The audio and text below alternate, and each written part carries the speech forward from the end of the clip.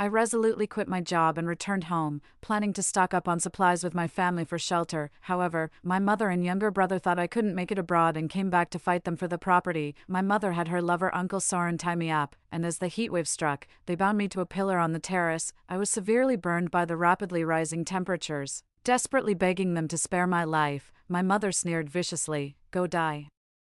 Once you're dead, all your assets will belong to me and your brother." My brother cursed impatiently, "If you're worthless now, then hurry up and die. Don't waste our time." My sister-in-law chimed in, "Safe travels, elder sister. The sooner you die, the sooner you'll be reincarnated." Uncle Soren stood smugly among them. "With the nuisance gone, our family can finally be reunited." When I opened my eyes again, I found myself back on the day my plane landed, returning home. Exactly 1 week before the high temperature warning, I was a researcher at a confidential overseas institute when I accidentally learned about the impending high temperature apocalypse. I promptly submitted my resignation, though upon leaving I signed a non-disclosure agreement preventing me from revealing any apocalyptic information to avoid causing international panic. After getting off the plane, I headed straight home with my luggage, planning to convince my mother and younger brother to join me in stockpiling supplies and taking refuge in the mountains. My mother, brother, and sister-in-law were quite surprised to see me return home. While living abroad, I regularly sent money to my mother to help with household expenses, and also entrusted her with managing the 3 properties I purchased back home. She lived in a duplex with my younger brother and his wife, while the other 2 properties were rented out. For years, they enjoyed a comfortable life, making my sudden return understandably difficult to accept. I noticed my old room was now crammed with miscellaneous items. My mother's face darkened when she saw me. "Why did you come back so suddenly?" My sister-in-law lowered her head to glance at her phone, then looked up at me and tentatively asked, "Sis, I saw news that your research institute is doing global layoffs. You weren't let go, were you?" Hearing this, my brother also paused his online game and looked at me. There had indeed been online rumors recently about layoffs at my overseas research institute. They'd clearly seen this information. Having signed a confidentiality agreement, I didn't want to explain too much, so I simply admitted I'd been laid off and said I wouldn't be leaving again after this return. My mother's face completely fell at this, yet she still prepared a few home-style dishes pretending to be happy, welcoming me home with a warm meal. I was slow to realize anything was amiss, and being jet-lagged and genuinely tired, I figured I still had a week to stock up on supplies. Deciding to rest first, I went to sleep in the guest room after dinner. When I woke up, I found myself tightly bound, and the one who tied me up was none other than our old neighbor, Uncle Soren. Shocked, I tried to scream for help, but he forcibly stuffed a rag into my mouth. My mother glared at me coldly and threatened, "You shameless brat, daring to come back after failing out there. There's no place for you in this house." Later, "Come with me to the housing bureau to transfer the properties. Once all 3 apartments are under my name, I'll let you go." A glimmer of hope rose in my heart. Unable to speak, I pleaded with my eyes, agreeing to all her demands, longing to break free from them as soon as possible, but they abandoned me and went on a trip instead, only returning after 4 or 5 days of leisure. By then, I was already on the verge of death. The government issued a high-temperature warning, as the temperature had already approached 40 degrees and was forecasted to soon exceed the human body's tolerable limit of 45 degrees. They accepted the important supplies I ordered online and had delivered, yet on the day the heatwave struck, they tied me to the balcony. I was gasping for breath from the heat, my body scorched by the high temperature, pleading desperately, "Let me go. I'm willing to give you the house and all my savings." My mother sneered viciously, "Go die. Once you're dead, all the property under your name will belong to me and your brother, solving the problem once and for all." My brother also cursed impatiently, "If you're worthless now, just die quickly and stop wasting our time." My sister-in-law chimed in, "Safe travels, elder sister. May you find swift reincarnation." Uncle Soren stood between them gloating, "With the obstacles gone, our family can finally reunite." I was slowly roasted to death by the rapidly escalating heat. Only in my final moments did I see the true faces of my so-called family, my mother and younger brother. I awoke from overwhelming hatred to find myself already in a taxi, rolling down the window and facing the scorching sun. I truly realized I had been reborn. It was sweltering outside, but after all it was midsummer, still within bearable temperatures. This was precisely the day I returned home from the airport after coming back to the country, 1 week before the heatwave warning. This time I changed the address with the driver and checked into a hotel with my luggage. However, I called home after leaving the airport, and my mother already knew I was back. If I didn't return, she would definitely become suspicious. After packing up, I only took a small handbag back and explained to my mom that this was a temporary business trip back home.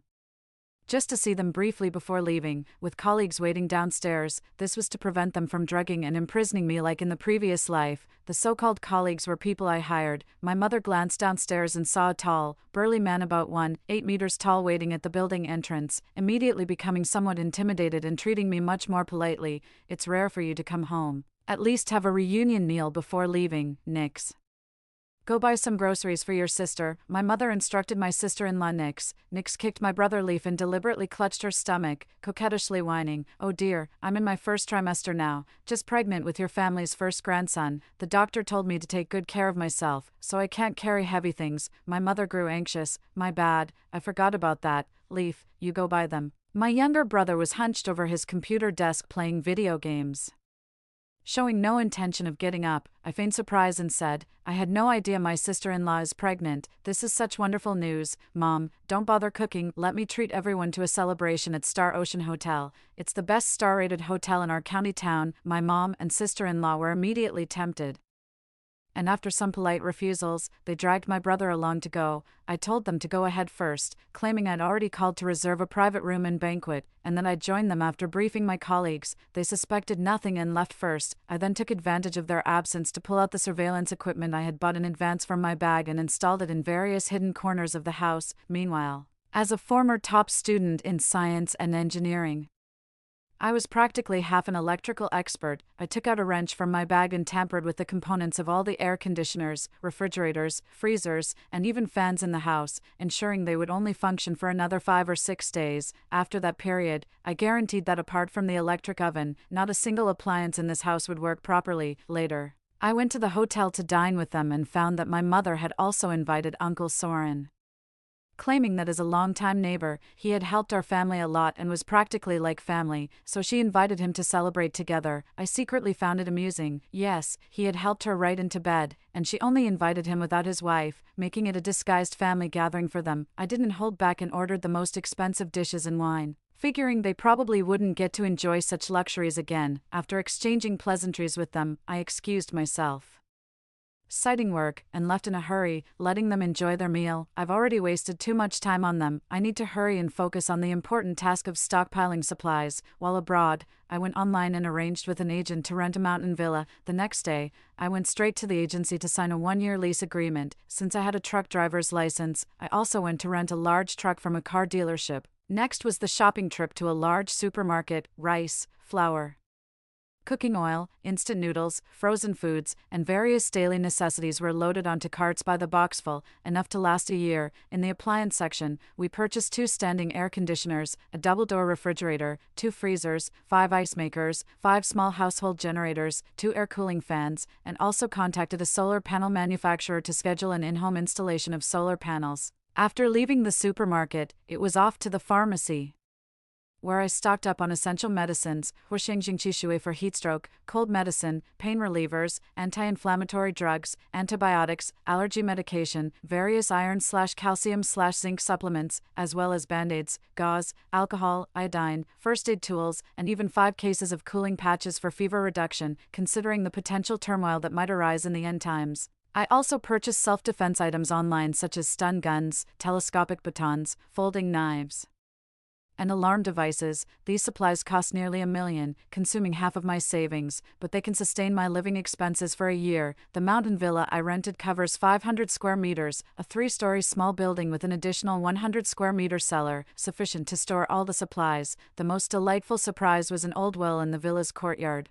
allowing direct access to sweet and refreshing mountain spring water, completely eliminating my budget for buying drinking water and enabling me to fill all water tanks at home, including the bathtub. I had someone install heat-insulating film on all the windows, so I no longer feared the scorching sun. Then courier companies started calling me one after another. It was the bulk supplies I had ordered online for my home while still abroad. Of course, I wasn't going to let them off easy. I intercepted the deliveries, paid extra shipping fees, and had them sent to my new address, too. Since the mountain villa was located in a remote area with few visitors, my frequent comings and goings over the past few days didn't attract much attention from others. As a woman living alone, I paid extra attention to security. In addition to the large iron gate outside, I installed an electric fence above it. The first floor also had a blast-proof door, while the second and third floors were reinforced with anti-theft doors. all equipped with fingerprint locks that only my prints could open. After all, living alone with limited manpower, it took several busy days to finally get all the supplies properly organized. Noticing a week had already passed, I sat in the recliner, scooping from a large tub of Baxi ice cream, and opened the surveillance feed of my mother's residence. Instantly, the terrifying sight of vast amounts of bloody water flooding the screen shocked me. It wouldn't be an exaggeration to describe it as a river of blood. The ground was covered in crimson blood, and even through the screen, one could almost smell the thick metallic scent of blood. Wow, did those guys kick the bucket before even getting a taste of the high-temperature baptism? But then I immediately saw my mom, my brother, and my sister-in-law perfectly fine in the camera frame. Turns out, the fridge and freezer at home had both broken down the night before, causing all the frozen beef, pork, and lamb to thaw into bloody water that seeped out from the bottom, flooding the entire house. The three of them don't work, sleeping until the sun is high before waking up, so they only just discovered the fridge and freezer had malfunctioned after getting up. My mom covered her nose and cursed, "Damn it, they were working fine before. How did they both break suddenly?" The freshly bought pork chops, fish, and shrimp are all spoiled, costing me thousands. "This is infuriating," my brother said in disgust. "It stinks so bad. Mom, hurry up and call the hourly cleaner to deal with this." Nick simply ran straight to the bathroom, hugging the toilet while vomiting bile. My mom immediately called the hourly cleaner, but the person flatly refused her, because the outside temperature was skyrocketing at this moment, normally not exceeding 42 degrees. But today it suddenly surged to 45 degrees, approaching the human body's limit. The government had already issued a high-temperature warning, urging everyone to stay indoors and avoid going out. Seeing that the cleaner couldn't come, my mom ordered my younger brother and Nix to clean the house. Nix looked like she was about to faint at any moment and excused herself, saying, "Mom, I'm carrying your family's first grandson. I can't stand the smell." With that, he ran to the bathroom again, hugging the toilet and vomiting loudly. My mom glared at my brother, who pulled out his phone and said, "I'll call Uncle Soren over and let him handle this." Soon enough, Uncle Soren came scurrying over, but as soon as he entered the room, he was also repelled by the nauseating stench of rotting meat, fish, and shrimp fermenting throughout the house. At this moment, the outdoor temperature was so high that my mother's family didn't dare open the windows at all, making the interior unbearably stuffy, comparable to the furnace of the great Lord Laozi. My mother showed signs of heatstroke, drank Wuxingxingqi water, and lay sprawled on the sofa. My younger brother, wearing only boxer briefs and a mask, continued to huddle in front of the computer playing online games. Nix lay on the bed, covering her nose with a handkerchief in disgust, showing no intention of doing any work. Uncle Soren resignedly cleaned up the mess, stuffing paper wads into his nostrils and putting on rubber gloves before tossing the spoiled rotten meat into trash bags one by one. He'd barely started when he was already drenched in sweat. Unable to bear the heat, he grumbled under his breath, "It's so hot today, and you guys still won't turn on the AC. Stop trying to save electricity at a time like this." While complaining, he went to turn on the living room's standing air conditioner, only to find it wouldn't cool after starting up. He couldn't help asking my mom, "Hey Maeve, why isn't your AC working?" Hearing this, Nix also realized something was wrong. The wall unit in her room had been on for quite a while, yet she didn't feel the slightest coolness. She quickly said, "Oh no, it seems our room's AC isn't cooling either." My mom got up to test the air conditioner in her room, and had the exact same reaction. She was instantly dumbfounded. My brother was so hot he lost interest in gaming. When he pressed the air conditioner fan switch, it didn't respond either. Nix exclaimed, "Oh no, how are we supposed to survive this weather without air conditioning?" My mom complained to my brother, "It had to break down now of all times. I bet it's because your sister tried to save money when decorating the house. Since she doesn't live here herself, she skimped on quality and got us these shoddy second-hand goods to fool us. That's why these appliances stopped working after less than 2 years. Call your sister right now and tell her to find someone to fix it." I listened indifferently to my mother's complaints. When I originally decorated this house, I used only the finest materials, all with the intention of making it appealing for her to sell. Because I was born a girl, I've never been favored by her since childhood, subjected to verbal abuse at best and beatings at worst, with constant difficulties thrown my way. A stark contrast to the treatment my brother receives. Anyone unaware would think she's my stepmother. That's precisely why I yearned so deeply for her approval, wanting to prove my worth. After years of struggling abroad, saving every penny, I bought 3 properties back home, giving her the largest, finest one fully renovated with top-tier energy-efficient appliances. Outsiders envy her lifestyle, yet she takes it all for granted, never acknowledging my sacrifices. I deeply regret not realizing sooner and cutting ties with this blood-sucking woman. Moments later, my brother's video call notification popped up on WeChat. I pressed accept, and my brother appeared on the screen, fuming with rage as he yelled at me, "Look at the crappy appliances you bought. None of them work. This heatwave is going to kill us. Mom says you need to find someone to fix them right away." Behind me stood a large floor-standing air conditioner, blowing cool air that left me perfectly content. I scooped a spoonful of ice cream into my mouth before replying leisurely, "Bro, all those appliances are out of warranty. I'm not around, and I can't find someone on such short notice. You'll have to figure it out yourselves." He glared at me furiously and cursed, "Damn it, you selfish woman, living it up with your AC and ice cream while leaving us to suffer. You don't care if we die, do you?" My mom, equally furious, snatched the phone from my brother and screamed, "You ungrateful brat, where the hell are you living it up? If you can't find someone to fix these appliances, you'd better take us to your place. It's too damn hot to stay here any longer. I'm already suffering from heatstroke, and your sister-in-law is pregnant with our family's golden grandson. What if it affects your nephew's development? If it's inconvenient for you to send someone to pick us up, just send the address and we'll take a taxi ourselves." I ignored her monologue. Ridiculous. I'm not a fool. Letting them come would be like inviting a wolf into the house. They'd only scheme to seize my assets and supplies. I casually made up, "I'm at our institute's domestic secret base. Outsiders are strictly prohibited here." 3. Nick stepped forward skeptically. "Sis, you're telling bald-faced lies. This place doesn't look anything like an office." My brother also flared up. "I think you're just making excuses to ditch us on purpose." My mother flew into a rage upon hearing this. "You unfilial daughter, ignoring your family's well-being. Has your conscience been eaten by dogs?" I interrupted her and deliberately reminded her, "Mom, how could I disregard your well-being? There's still Uncle Soren here. With his help, you certainly won't be wronged. After all, your neighbors living in the same building. If necessary, go to his place to enjoy the air conditioning as a temporary solution. Once this heat wave is over, I'll immediately arrange for someone to fix it." "Oh dear, my boss is calling me. My call time is up. I have to hang up now." Without giving them a chance to speak, I directly ended the call. "You rotten people, don't even think about emotionally blackmailing me again." I still vividly remember the costly price I paid in my previous life for caring about their survival.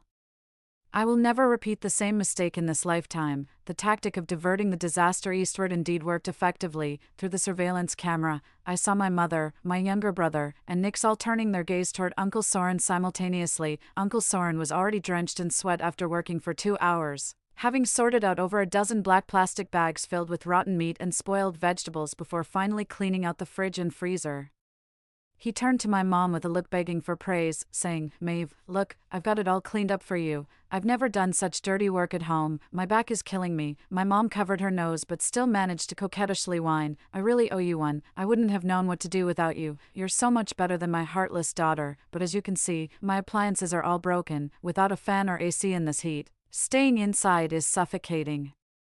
Could we maybe stay at your place?" Uncle Soren's face twisted into a bitter expression as he explained awkwardly, "My place is small, and my daughter and son-in-law are there. Besides, my wife has never gotten along with you. I'm afraid you'd feel unwelcome if you came over." Seeing my mother's face fall, he quickly added, "Tell you what, I'll go back and see if I can find anything to help with the heat, then bring it over. I can't bear to see you suffer like this."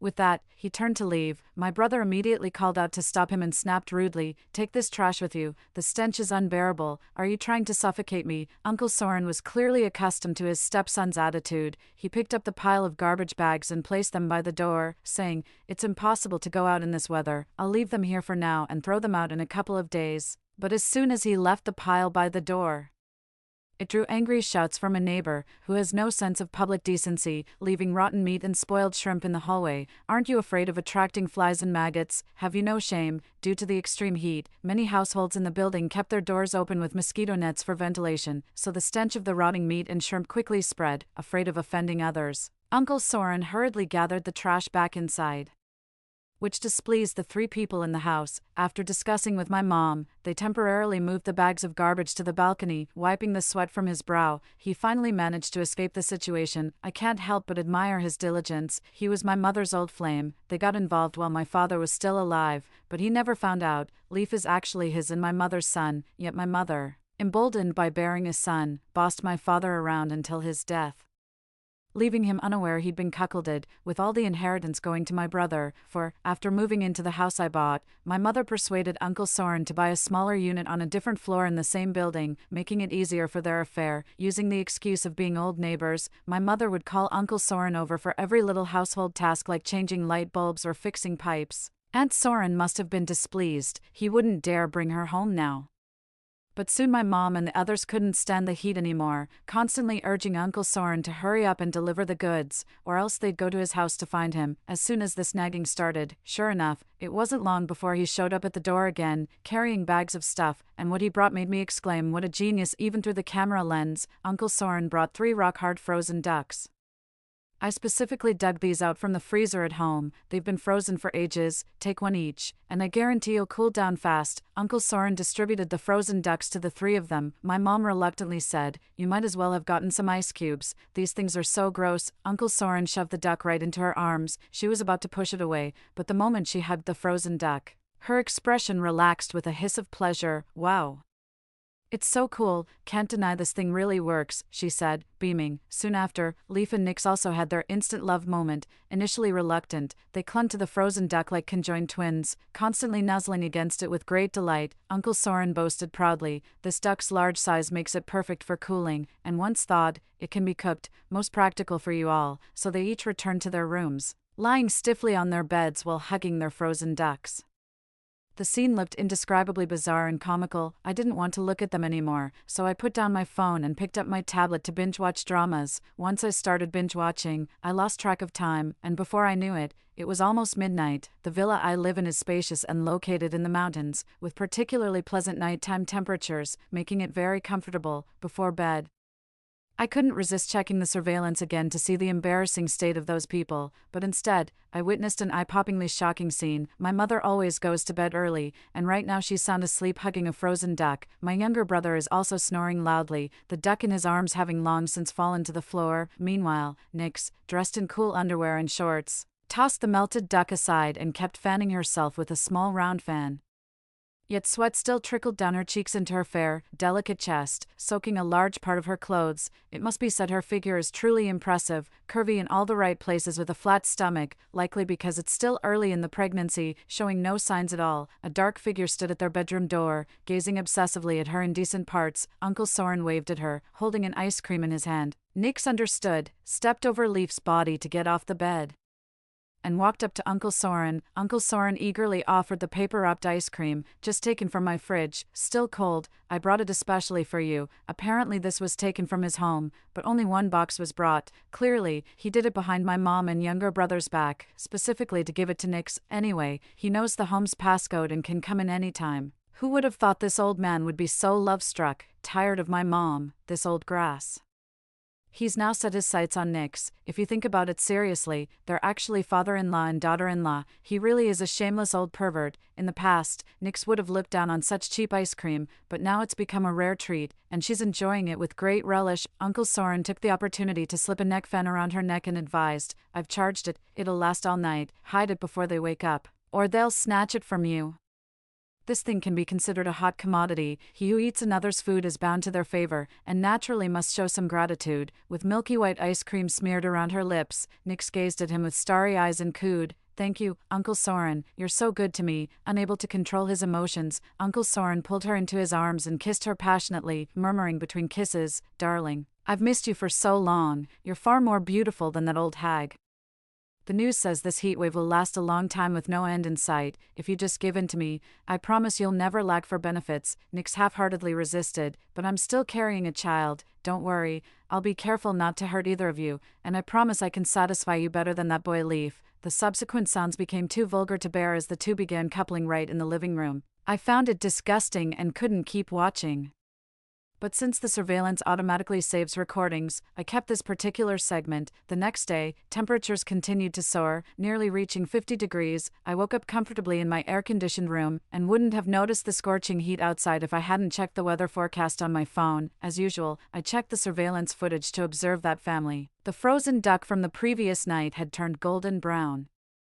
Almost becoming roast duck, Uncle Soren had already left, and Nix pretended nothing was wrong, leaning on the bed, the hanging fan around her neck clearly hidden away by her. 5. My mom and younger brother were sweating profusely from the heat, completely oblivious to Nix's unusual coolness and composure compared to them. My younger brother called Uncle Soren again, demanding that he bring over a fan immediately, or else the whole family would go to his place to cool off.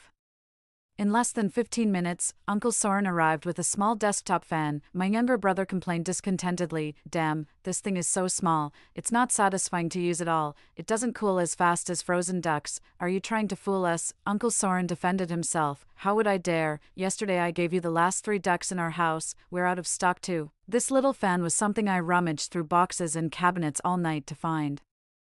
I really can't bring anything bigger. If my wife finds out, she'll definitely make a huge scene, and then we won't be able to get anything at all. Seeing his pitiful state, my mother spoke up for him. "Forget it, let's make do for now. That shrew of yours really isn't someone easy to deal with. Angering her won't do us any good. I'm getting old, my body is weak and can't handle the summer heat. Let me use this fan." My younger brother immediately protested, "No way.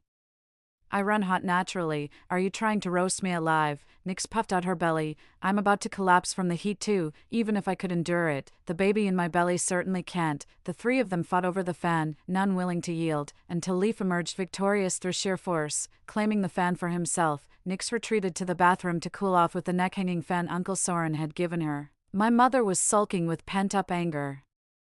Having no outlet for her frustration, she video-called me and saw me still enjoying the air conditioning, eating braised beef and Korean cold noodles, and sipping ice drinks. This made her furious to the point of seeing red. Due to the refrigerator and freezer breaking down the day before, she had only managed to drink some thin porridge up until now. Unable to help swallowing her saliva, she opened her mouth and scolded, "You heartless ingrate, seeing your brother and me suffering like this.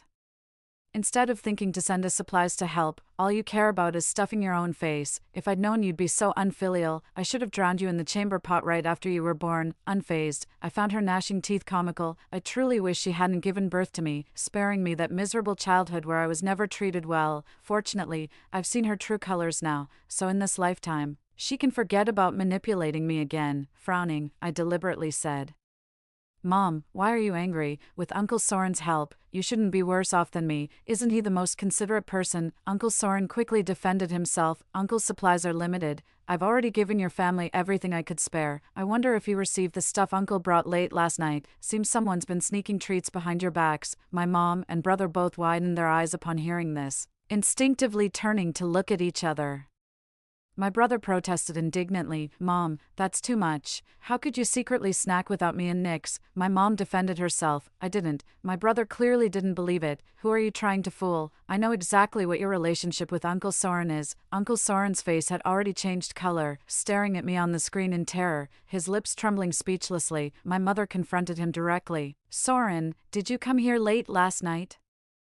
Who are you delivering something to?" Uncle Soren stammered. I spoke on his behalf. "Uncle Soren is so kind, delivering things to your sister-in-law in the middle of the night. It seems this special favor is reserved for her alone." Then I pulled up the surveillance footage from the previous night, playing the scene of their secret rendezvous. As it reached the part where they were passionately cheating in the living room, my mother's pig slaughter-like shrieks erupted in my ears. My mother stormed into the bathroom and caught Nix blowing on her neck fan. She yanked the fan off and smashed it to the ground, then grabbed Nix by the hair and dragged her out, snarling viciously, "Nix, you shameless little slut, sneaking behind my back to seduce my man. I'll beat you to death today." Nix played her trump card again. "Mom, I was wrong." Uncle Soren made the first move. "Please spare me for the sake of your golden grandchild in my belly, won't you?" Hearing her words, my mom turned her cannon towards Uncle Soren, grabbed a broom and started whacking him hard. "You old bastard, complaining about me robbing the cradle. Tell me, what does this little slut have over me besides being younger?" My brother went to the kitchen, grabbed a cleaver, and came running with a furious roar. "Mom, step aside. How dare this old man cuckold me? I'm gonna chop this bastard to pieces." Uncle Soren stared at my brother in terror. Pissing himself in fear as the foul liquid pooled on the floor, he dropped to his knees begging, "Leaf, don't be rash. I'm your real father. Killing me would be patricide. You'll go to hell." Leaf, being a reckless brute, wouldn't hear any of it. "You didn't think about your status when you fucked my woman. Why should I care now?" Seeing things were getting serious, Uncle Soren quickly defended himself. "It was that little slut dressing provocatively and seducing me. I just lost control for a moment. I admit I was wrong, and I apologize to you, but after all, I'm your biological father. The news says the heat wave will continue, and no one knows when it'll end. Right now, I'm the only one who can get supplies for you. My death doesn't matter, but without me, you won't survive either. Don't let anyone drive a wedge between us." My mother was the first to calm down. She snatched the kitchen knife from Leaf's hand. "Uncle Soren is right. If he dies, no one will bring us supplies, and we mother and son won't last long either." Then, as if venting, she slapped Nix over a dozen times in succession. "It's all this slut's fault. She's the one who deserves to die." Nix's face was badly swollen. Unable to support herself, she collapsed to the ground, blood flowing from between her legs as she pleaded through tears, My baby, please take me to the hospital." Leaf hesitated for a moment, wanting to help her up, but my mother pulled him away. "She's unchaste. Who knows if the child in her belly is even yours? Keeping her would just hog our resources. Tie her up and throw her out on the balcony." Leaf no longer hesitated. Ignoring Nix's pleas and cries, he stuffed a rag into her mouth, tied her up with rope, and threw her onto the balcony like trash.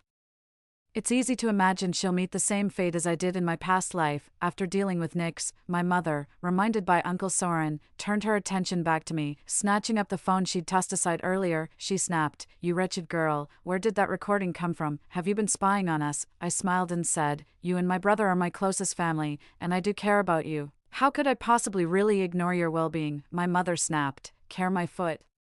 Just flapping your lips counts as filial piety. Hurry up and fix our appliances and deliver supplies, or I'll sever our mother-daughter relationship for good." But she didn't know I'd be more than happy to cut ties with her and never see her again. I feigned helplessness and explained, "Mom, I want to solve your problems and deliver supplies too, but distant water can't quench present thirst, with temperatures so high outside. No one's willing to take the job.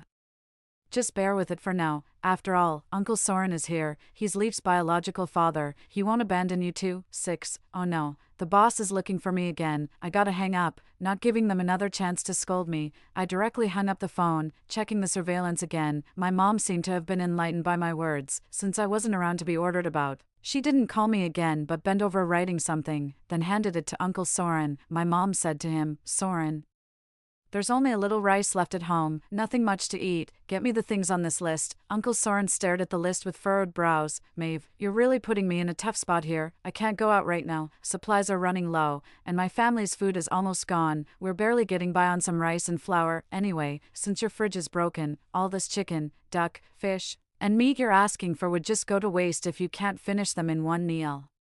Better save it." My mom slapped him. "You thought I wouldn't settle this account of you sneaking around behind my back. Do my words mean nothing to you anymore?" My brother chimed in, "If you can't get it, we'll just come to your place and take it." Uncle Soren, always used to bowing his head and having his weakness exposed, didn't dare provoke my mom and brother further. All right, I'll go back right now and cook that duck for you first." As he spoke, he took the plastic bag and packed the 3 ducks he had brought the previous night to take away. After all, supplies were scarce during these extraordinary times, and nothing could be wasted. Little did anyone know, within moments, his agonized screams echoed through the upstairs hallway. The sound was so loud the entire building could hear it. The neighbors in the hallway, who already had their doors open due to the heat with only a curtain hanging, now pricked up their ears to listen to the commotion. My ears were shocked by this explosive gossip. After buying the apartment, I joined the owners group and added Soren's wife on WeChat using the unit number. I sent Soren's wife all the videos, the intimate footage of Soren and Nix from the previous night,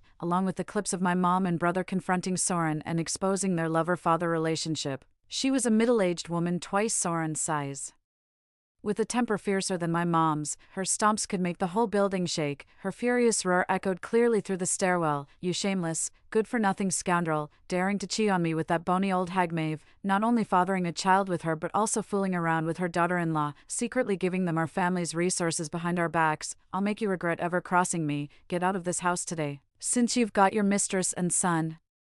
From now on, whether you live or die has nothing to do with us. Even if you turn into a dried corpse, we won't collect your remains." Uncle Soren desperately pounded on the door, begging Aunt Soren to let him in. "I was wrong, wife. I shouldn't have betrayed you or stolen from our home to support them. Give me one more chance. There's nothing for me out there. If you abandon me, I'll die. My heart belongs only to you and our daughter. If you forgive me, I swear I'll cut all ties with that person."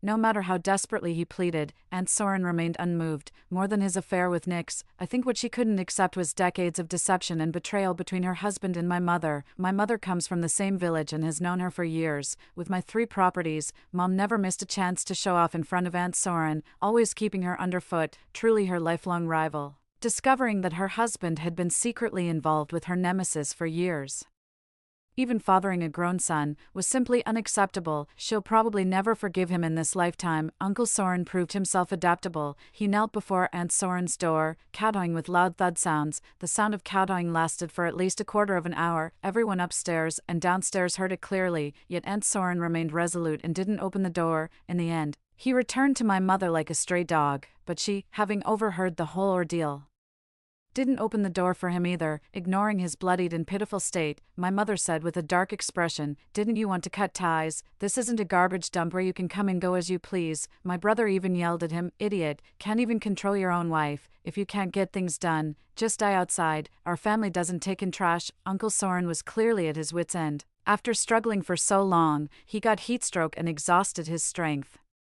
Collapsing at the doorway, my brother kept shouting about bad luck, telling him to get lost and not die at the doorstep, or else he'd throw him onto the balcony. Hearing this, Uncle Soren became fearful. Wiping the sweat from his face, he struggled to get up and shuffled out along the wall. I saw on my phone that the outdoor temperature was approaching 50 degrees. A homeowner posted a video in the residents' group chat showing almost no pedestrians on the streets, with stray cats and dogs dead from heat everywhere. There were even a few blurred-out images of homeless people who had been dried out by the heat. One can imagine what happened to Uncle Soren. It had only been a day. My mom and brother were about to blow up my phone. I turned a deaf ear until I finally answered near evening, yet surprisingly, both of them were much more pleasant. 7. Their clothes were soaked with sweat as they huddled in front of the small electric fan Uncle Soren had given them. My mom frantically waved a hand fan, not daring to stop for a moment, while 2 shiny empty bowls sat on the table. Meanwhile, I was comfortably enjoying the air conditioning, gnawing on sweet and sour ribs, slurping sour soup rice noodles, gulping down ice-cold cola, occasionally letting out a satisfied burp, watching them swallow their saliva repeatedly. My brother, shedding his previous arrogance, flattered with a grin, "Sis, your company benefits are amazing. Ribs and cola, could you send some over? We've run out of rice at home, not even porridge left. We're completely out of supplies." Oh, so that empty bowl was licked clean by them, as if afraid I'd mention Uncle Soren again. My mom quickly added that good-for-nothing Uncle Soren was kicked out of his home. "We can't count on him at all. Your brother and I are starving and overheating. We can't hold on much longer." I took a big bite of watermelon and mumbled, "Ugh, I'm in a tough spot too. The streets outside are practically melting from the heat. I'm over 100 kilometers from your place. Public transport stopped running ages ago. Even if I offered 10 times the usual delivery fee, no one would be willing to make the trip. Just hang in there a bit longer. The weather might return to normal in a day or 2. My mom couldn't hold back anymore and exploded, "You wretched girl, are you really going to sit back and watch us die of heat and starvation? If we wait another 2 days, all that'll be left is for you to collect our corpses, mine and your brother's." I replied with a cheeky grin, "Don't worry about that, I'll definitely pick out the finest coffins for you both." Watching my mom and brother widen their eyes in disbelief, then seethe with the desire to tear me to pieces yet remain utterly helpless, gave me another rush of satisfaction. I offered a half-hearted consolation, "Oh come on, can't take a joke, just teasing you, I'll figure something out," then hung up the call. I stopped answering their subsequent calls, focusing on my own matters. When checking the surveillance footage the next day, the 2 were already lying in bed barely alive, their body fluids evaporating rapidly with no means to cool down, large patches of red rashes covering their bodies. Uncle Soren never came looking again, probably already dead outside. My mother tentatively called me again, her voice as faint as a thread yet carrying a hint of deference. "Good daughter, have you thought of a solution yet? Your brother and I haven't had a single grain of rice all day." I pretended to be in a dilemma and said, "There are many people in the institute, and the food isn't enough to share. I only have 2 packs of instant noodles left. How about I send 1 pack over to you guys with the drone?" My younger brother protested indignantly, "How can we split just 1 pack? My mother also complained unhappily, "You're eating so well. Skipping a meal or 2 won't hurt you, but your brother and I are starving to death. Hurry up and send both packs of instant noodles over to us." Hearing their words, the last bit of softness in my heart vanished. They truly never cared whether I lived or died. Since that's the case, my heart can continue to grow colder and harder. I pulled a long face and said, even the single pack was squeezed up from between my teeth. If you think it's too little, go borrow from the neighbors or buy some yourselves. My mother panicked. Seeing the situation turning bad, my brother immediately put on an apologetic smile. No, sis, I was wrong. Can't I just apologize to you? One pack is fine. Just one pack. I took out the drone and placed a pack of instant noodles in a bag attached to it, then I remotely piloted it to fly out from the villa's courtyard. Following the preset route, it flew to the area above my home's terrace. After the drone arrived, I notified my mom and younger brother to go retrieve it. Through the surveillance equipment on the drone, I saw Nix's terrifying mummified corpse curled up in the corner.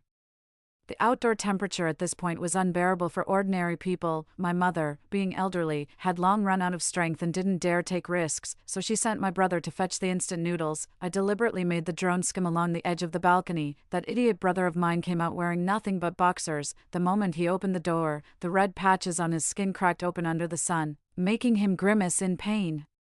Yet he stubbornly walked over to take the noodles. My mother stared intently at the instant noodles in his hands, but the fool didn't even wait to get back inside. He just tore open the packet and started eating them dry. This clearly shows she didn't want to share the instant noodles with my mom. My mom rushed out in a panic, but like a zombie exposed to sunlight, the blood vessels in her face burst, making her look like she was wearing two red clouds.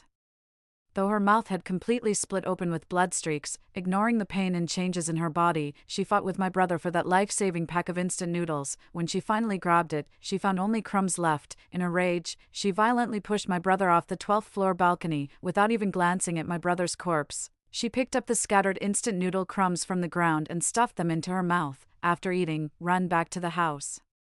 I couldn't bear to watch anymore, so I remotely piloted the drone back to the villa. In the following days, my mother didn't call me again. Given her physical condition, I think it's likely she ultimately didn't make it through. After persisting for a week, this heatwave has finally returned to normal. Government personnel organized teams to conduct door-to-door searches for survivors. 8 later, I received a call from the police to verify my household situation.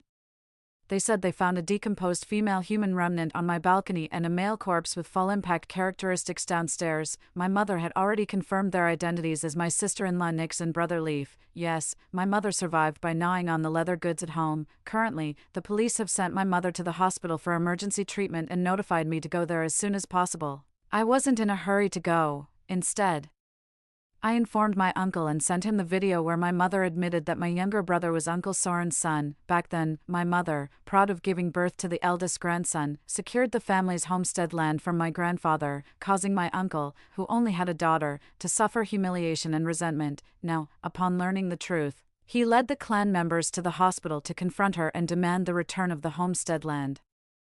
I also handed over the video of my mother pushing my younger brother off the balcony to the police. Before the police could arrive, my mother had already passed away in the hospital. I cooperated with my uncle to complete the procedures, transferring the rural homestead under my brother's name to them. In return, I reclaimed the 3 properties that rightfully belonged to me, becoming a small-time landlady, no longer worrying about making ends meet for the rest of my life.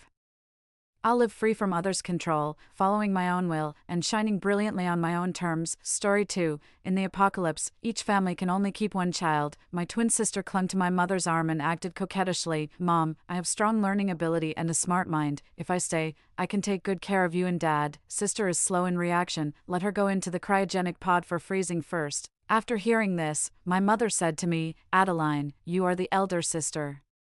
You should be brave enough to take on the responsibility. Go to the Population Bureau and be frozen temporarily. We will pick you up when the crisis is over. I smiled but didn't say anything. In my previous life, I was killed by Amelia in this way, because the freezing plan was a hoax from start to finish. 1. Adeline, wake up. The people from the General Population Bureau are here to pick you up. I suddenly opened my eyes and saw the familiar ceiling. Then I looked at the familiar face beside me. It was my mother, and this scene was the day I was sent to the Population Bureau. I quickly realized that I had been reborn. In the year 4180, there was a genetic mutation among humans, and the world's population exploded. In order to relieve the pressure on the Earth, the General Population Bureau stipulated that each household could only keep one child, and the other children had to be sent to the Bureau for temporary cryogenic sleep. When the crisis passed, the sleeping children could be awakened. My sister and I were twins, but my father didn't want us to be sent away, so he let his sisters live under the same identity. But the good times didn't last long, and we were still discovered. The General Bureau was very angry and asked my father to send one of the children for freezing immediately. At that time, my sister and I stood there trembling. My sister glanced at me and then said, "Dad, Mom, I'm smarter than my sister and more capable. I can grow up quickly and take care of you. Sister is slow in reaction. Even if she stays, she will be eliminated. It's better to let sister go and rest." After hearing this, my mother was a bit swayed. "Jichuan, what Amelia said makes sense. The world is full of dangers now. If Adeline stays, she will also be targeted. Why don't we send Adeline to the General Bureau?" Even though my father was very reluctant, considering the issue of survival, sending me there was the best choice. After all, it was safer in the cryogenic pod. My father nodded, and then my mother said to me, "Adeline, you are the elder sister. You should have the spirit of taking responsibility. Go to the General Bureau and rest first. We will pick you up when the crisis is over." Looking at the expectant eyes of the three of them, I could only say yes. But in my previous life,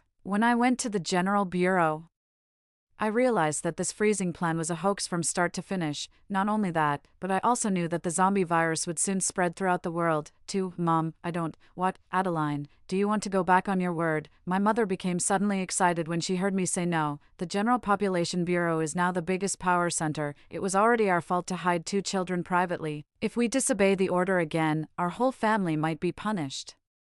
My mother quickly grabbed me. "Adeline, be good. Going to the cryogenic pod to rest is the best choice for you. You stay there for a while, and we will definitely bring you back." Looking at my mother's nervous attitude, I quickly changed my words. Indeed, the consequence of defying the order in front of the General Bureau would be even worse. It was absolutely impossible to confront them head-on now. I glanced at the person lying beside me, and my eyes deepened. "Mom, I know. I will go.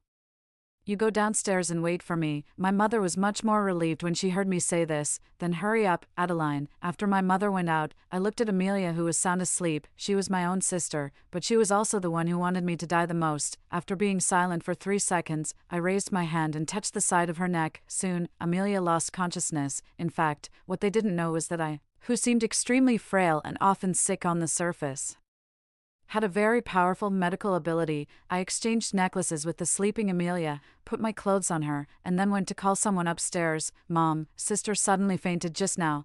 It seems that the people from the General Bureau need to come up and pick her up." My father wasn't at home, and my mother was afraid of the people from the General Bureau. After hearing this, she quickly asked the people from the General Bureau to come upstairs. I followed at the end and watched the people in uniforms carry Amelia away. My mother shed sad tears. I comforted her in Amelia's tone. "Mom, don't be sad. Sister will definitely be very safe in the General Bureau, and I will definitely bring her back." My mother held my hand tightly. "Amelia, your dad and I only have you now. You must live up to our expectations, get into the Holy Grace Academy, and work in the Population Bureau." I replied, "I will definitely." But what my mother didn't know is that the real Amelia was already a member of the Population Bureau. 3. After Amelia left, I became the only Cece. Cece was the name that my sister and I shared. I went to school as usual. When I was having lunch in the cafeteria, Lorenzo sat down beside me. "Cece, why didn't you wait for me just now?" I felt nauseous when I heard Lorenzo's voice. He was my boyfriend. But in fact, Lorenzo had already had an affair with Amelia. Even my death was related to his involvement. Amelia had great ambitions. On the surface, we two shared the same identity, but she secretly told Lorenzo about it, just because Lorenzo's blood ability was helpful to her. In my previous life, after I was sent to the Population Bureau, the administrators found that I had medical ability. After examination, they thought that my ability could help them complete a medical project, so they spared my life. I wasn't sent to the cryogenic pod to be burned. After that, I took the opportunity to escape from the Population Bureau and wanted to ask Lorenzo for help. However, Amelia came out from behind him. She looked at me and smiled, but that smile was very sinister. "Sister, why did you look for Lorenzo instead of me? I'm your own sister." Only then did I know that Lorenzo had liked Amelia from the beginning. After the two of them made their feelings clear, he played along and began to deceive me. I fell into their hands. Lorenzo used his blood ability to transfer all the essence blood in my body to Amelia's body. Amelia's ability became even more powerful from then on, but they didn't plan to let me go either. Under Amelia's instruction, Lorenzo drained all the blood from my body, and then Amelia set me on fire. She looked down on me disdainfully and said, "1 cc is enough." And you, since you were born, have been an eliminated one and should also disappear from this world. It was your luck not to be burned by the Population Bureau, but I'm telling you, Adeline, your ending won't change. I roared silently, but it was of no use to the two of them. I watched in despair as Lorenzo affectionately hugged Amelia. They looked down on me and waited for me to turn into a pile of ashes. And the two of them kissed right in front of me, thinking of this. I gritted my teeth and slapped my chopsticks on the table heavily, yelling at Lorenzo, "Get away from me." Lorenzo was stunned for a moment, and other classmates also noticed the side. He felt a bit embarrassed and asked me awkwardly, "Cece, what's wrong with you? Did I do something to make you unhappy?" I sneered twice. "I just don't want to talk to a dog." "You, Cece, who allowed you to talk to Lorenzo like that?" Before Lorenzo could speak, he was interrupted. I looked to the side. And Wendy, wearing a leather skirt, walked over. Wendy was a well-known brainless fan of Lorenzo. "Cece, don't be disrespectful to Lorenzo just because he likes you. If you talk to him like this again, be careful or I'll kill you." I looked at her and asked calmly, "What's your position to say this to me, Lorenzo's little lover? You're not allowed to slander our relationship." Wendy suddenly raised her hand, and the silver phantom whip swished past the top of my head. The next second, the glass lamp exploded instantly, the fragments fell, and I immediately raised my hand to cover my forehead. "Cece, are you okay?" Lorenzo ran towards me anxiously. He grabbed my arm. "What should we do? You're bleeding." His touch, "It has nothing to do with you." "How can it have nothing to do with me? You're my girlfriend," Lorenzo said anxiously. "All right, Lorenzo. Anyway, her wound will heal soon. Don't make a fuss," Wendy said impatiently. My eyes flashed when I heard this. Before, Amelia had been injured in public, but her wound healed quickly, and other classmates knew that she had the healing ability. I didn't have this ability, so I tried my best to avoid getting injured in public. I instinctively moved my arm back, but it was still a step too late. Wendy stared at my arm for a few seconds, then suddenly came over and grabbed it, asking loudly, "Why are you still bleeding? Could it be you're not Cece?" For, as soon as these words fell, the people around became more vigilant. Now the world is in chaos and turmoil, and various people with special abilities emerge in an endless stream. One could lose their head in the blink of an eye, so there is no room for a moment of relaxation. Although the school is relatively safer than the outside, students need to pass identity verification before entering the school every day, but recently, the Population Bureau has been conducting stricter inspections. Everyone has been privately discussing that there may be some changes, so there is no guarantee that no suspicious people will sneak into the school. When everyone heard Wendy's words, some were nervous, and some were suspicious. I secretly glanced to the side, and Lorenzo's expression was the most strange. He knew about my and Amelia's identities. My eyes flashed slightly, and I spoke up before Lorenzo's doubts were confirmed. "Who else could I be if I'm not Cece? It's the wound, right? I haven't been feeling well recently, so my recovery ability is much worse." After saying that, I raised my hand and covered the wound, secretly using my medical ability. A faint green light surrounded the wound. Of course, only I could see these reactions. In just a few seconds, the bleeding wound gradually stopped bleeding. I looked up at Wendy. "Do you still doubt my identity now?" Seeing this, the doubt in Lorenzo's eyes gradually dissipated. "Wendy, don't make everyone feel uneasy. She is Cece. It's impossible for someone else to pretend to be her." Wendy's face turned ugly, and she didn't respond. Some classmates beside her couldn't help but breathe a sigh of relief. All right. The school's authentication is very strict. How could it be possible for someone else to sneak in casually? Moreover, only Cece has this healing ability. It's difficult for others to pretend. All right, everyone, disperse. We're going back to the classroom soon." The group of people left the dining hall disgruntled. I casually glanced at Wendy, whose face was turning blue, pushed aside Lorenzo, who was blocking my way, and was about to leave. Wendy grabbed me from behind, fuming. "Cece, you're not allowed to leave. You haven't apologized to Lorenzo yet." I frowned impatiently. "Are you done? Why are you so nosy? It's not over. I won't let it go until you apologize to Lorenzo today." I gritted my teeth.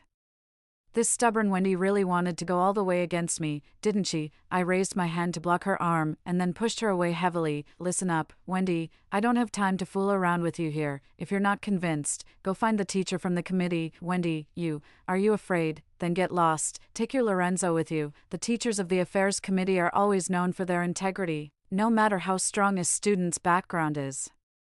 They won't get away with anything in front of the committee. Wendy had just made a random move, causing damage to public property and injuring a classmate. In any case, she was in the wrong. Looking at Wendy's blushing face, I calmly walked past her. Lorenzo wanted to call me, but Wendy held him back. Just then, there was a commotion at the entrance of the dining hall. Successive screams sounded outside the dining hall. And then a large number of students stumbled into the dining hall.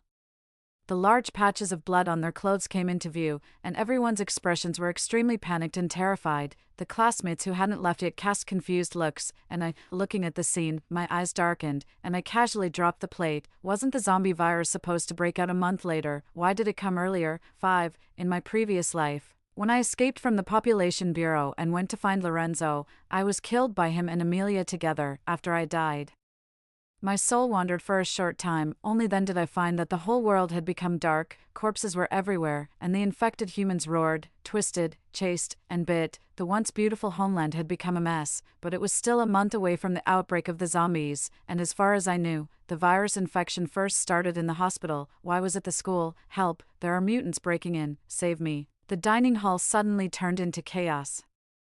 The classmates who didn't know the situation instinctively stepped back, but I pushed through the crowd and ran towards the door. Cece, what are you doing? Lorenzo wanted to chase after me, but Wendy held him back. Lorenzo, don't go. This is too terrifying. Let's go quickly, if you want to go. You go. I can't leave Cece behind. Wendy looked at Lorenzo, who had run away, stamped her foot, and angrily followed him. Cece, come with me and leave. Just as I was about to close the door of the dining hall, Lorenzo grabbed my arm and pulled me back. Don't worry about this. Come with me first. A large number of students poured in again. I looked at the panicked people running in with a serious expression, and my ears were filled with continuous screams. I gritted my teeth and forcefully shook off Lorenzo's hand. Lorenzo, if you still have a shred of conscience, don't be a coward. At this time, some quick-thinking boys beside me had already closed the door on the other side. Classmate, close the door quickly, they called me, and I pushed Lorenzo away and closed the glass door. The thick glass door temporarily blocked the noise and chaos outside. I looked outside. The campus at this moment was like a slaughterhouse. The classmates infected with the zombie virus would bite anyone they saw. A few seconds later, the bitten people's pupils turned green, their wounds healed, and they joined in and carried out indiscriminate attacks. Witnessing this scene, I couldn't help but swallow and purse my lips, trying my best to control my trembling fingers, and the people who had run in were still gasping for breath to calm down. How could this happen? What's wrong with them? It's so terrifying. I saw that some people's eyes were green and they would bite anyone they saw. Is it the work of other people with special abilities? It doesn't seem so. Currently, there is no special ability that can cause such a large scale and rapid assimilation. Leaning against the door, I glanced at the uneasy and confused crowd and calmly said, "It's the zombie virus." "What? Zombies? 6? Don't be kidding. Do you think you're making a movie? How could the zombie virus appear in our school? You're trying to stir up panic, aren't you? We don't know anything, but how do you know it's the zombie virus? As far as I know, all the pathogens are stored in the Holy Medical General Hospital. How could they let the virus flow into society? The Holy Medical General Hospital stores all the newly emerged pathogens in recent years. One reason is to prevent the spread of the virus, and the other is to conduct in-depth research. Generally speaking, only the core personnel of the Holy Medical General Hospital can access these. They are committed to research and will not let the virus harm society. Upon hearing the words of that classmate, all the other classmates nodded in agreement. That's right, your name is Cece, isn't it? Don't alarm people with false information here. I quietly scanned the crowd. Fear was hidden in their eyes, but their expressions showed stubborn insistence. It was as if as long as they didn't accept that it was the zombie virus, they might still have a glimmer of hope, because everyone understood that the consequence of being infected with the zombie virus was to lose personal consciousness, become bloodthirsty, and there was no specific medicine to cure it. They would never return to being normal people. Some timid girls had already started sobbing in their arms. I looked at them and said bluntly, "You all know whether I'm alarmist or not. Blindly running away is not a good way. Instead, you may even lose your life due to a lack of vigilance." I'll repeat it again. It is indeed the zombie virus outside. Instead of spending time doubting the truth of my words, it's better to work together and think about how to get through this difficult situation. After I finished speaking, some people closed their eyes with a heavy expression. "Cece, don't stick your head out rashly." Lorenzo suddenly grabbed me after I finished speaking. "Everyone, don't pay attention to what Cece said, she's talking nonsense." I frowned and looked at Lorenzo, only to find his unnatural expression. My eyes darkened, and I felt that I seemed to have overlooked something. Amelia was from the Population Bureau, and she had already joined hands with Lorenzo in private. So, what about Lorenzo? Which side was he on? 7. Lorenzo said I was talking nonsense. But just as I was about to speak, the glass door of the dining hall was suddenly slapped heavily. Everyone jumped up like people startled by the mere sound of a bowstring, and they looked outside in fear. Countless infected people were clinging to the glass door. They were covered in blood and were crazily ramming and slapping the precarious glass door with their heads and hands. At this moment, all these phenomena proved that I wasn't talking nonsense. Lorenzo's face froze, and he looked at me, speechless. I glanced at him and shook off his hand. Roar! Bang, bang, bang. The infected people stared at us with green pupils, their faces terrifying and ferocious, and saliva was flowing out of their mouths. All I could hear in my ears were their roars and growls. The girls were so scared that they screamed and dodged, and the boys unconsciously stepped back for a moment. Can anyone think of a way? I don't want to die. I don't want to die so young. Please save us. Who has a mobile phone? Call for help quickly.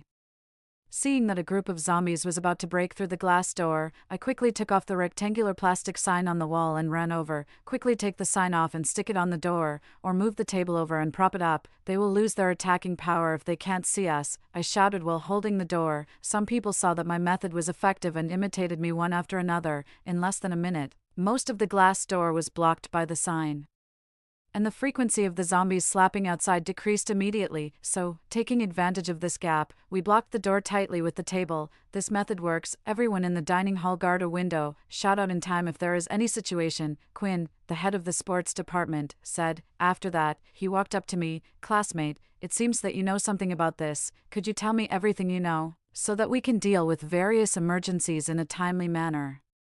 After thinking for 2 seconds, I nodded and told Quinn everything I knew. Behind me, Wendy rolled her eyes. TSK, what are you pretending for? You obviously don't understand, but you still want to act like you know everything. Lorenzo, let's go quickly, otherwise, we'll be killed by this unreliable CC sooner or later if we're trapped here. Lorenzo's expression was a bit confused, and he absent-mindedly refused Wendy. There are infected people outside now. If you don't mind dying quickly, you can leave by yourself. Lorenzo, how can you say that? Before Wendy could finish her words, Lorenzo brushed past her and walked towards the two people who were talking over there. Quinn, okay, I understand. Try to attack their eyes and heads as much as possible. Yes, this can buy us some time to escape. While I was talking to Quinn, out of the corner of my eye, I saw Lorenzo walking over. He dragged me away without saying a word. Cece, tell me the truth. How do you know all this? 8. Why can't I know? I squinted at Lorenzo and asked back indifferently. Or do you know more than I do? You know the details of the zombie virus, know the toxicity of this virus, or perhaps, you know that it would break out in school today.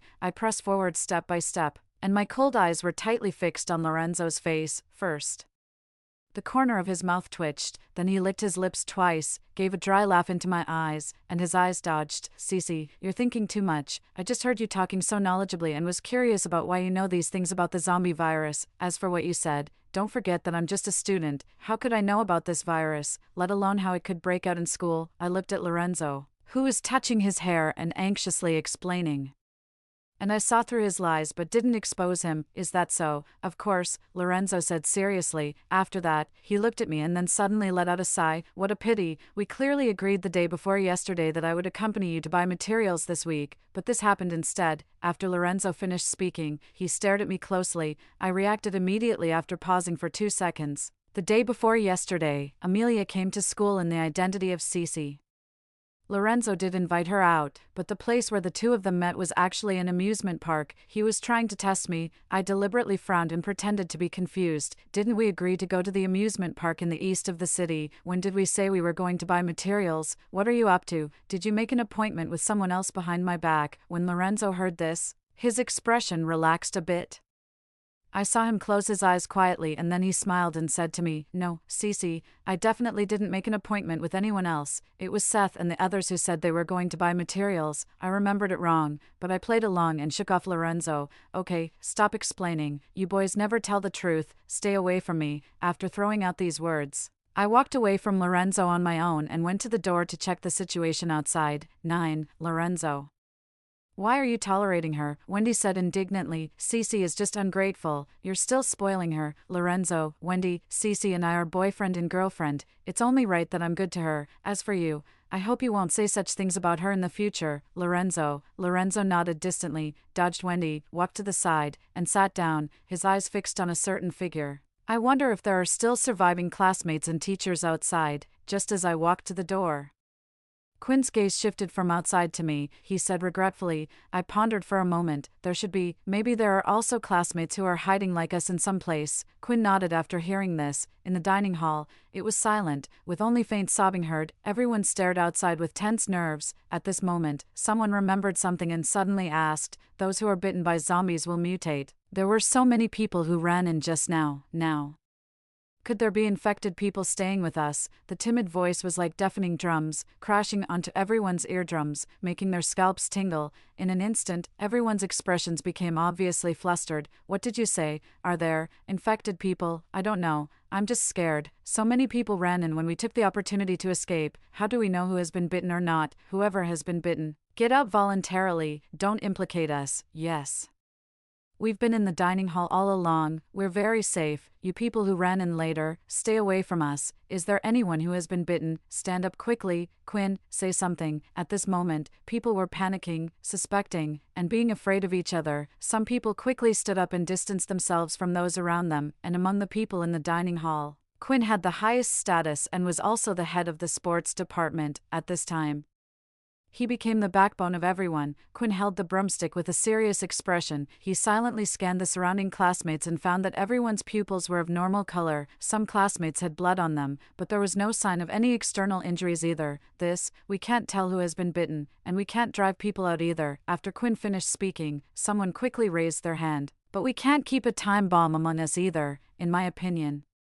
All those who came in later should go out. I support it. It's better to kill by mistake than to let it go. As long as they all go out, we'll be safe. I also agree. I don't want to be infected. You guys leave quickly. We haven't been bitten. Why should we leave? Everyone is taking refuge here, and we're all classmates from the same school. Why are you forcing us out? Yeah, we're really not injured. If you don't believe it, you can check. I don't want to check. Stay away from me.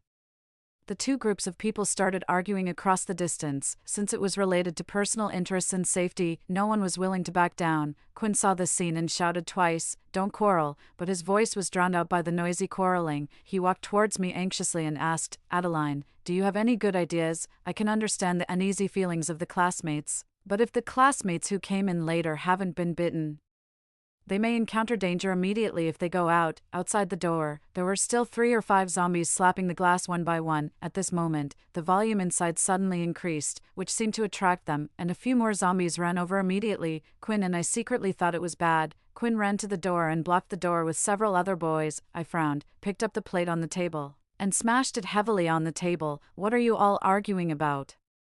Are you planning to call all the zombies over? The two groups of people who had been arguing nonstop all shut up tacitly after hearing the word zombie. Then what do you suggest we do? If we don't drive them out, we'll still die sooner or later if we're trapped here. That's right, they must go out. We're not going out. Why don't you go out? My head was dizzy and my ears were ringing. If anyone says another word, I'll throw you out to feed the zombies immediately. How dare you? Do you want to try? My tone was extremely cold at this moment. What's the point of your quarreling? Can't you use your brains and think of a way? Don't talk big here. You're shouting so enthusiastically. Do you have a solution? I looked in a certain direction. I do. TSK, you don't have anything. Wendy sneered at me. Don't think that just because you've coincidentally read some information about the zombie virus, you can lead us here. I'm really afraid that you'll get us all killed. We all want to get out of here alive. Don't pretend to know something when you don't and give bad ideas here. Wendy is right. We don't believe Cece. I curled my lips and walked up to Wendy in front of everyone. What are you doing? Lorenzo stood up. Cece, you.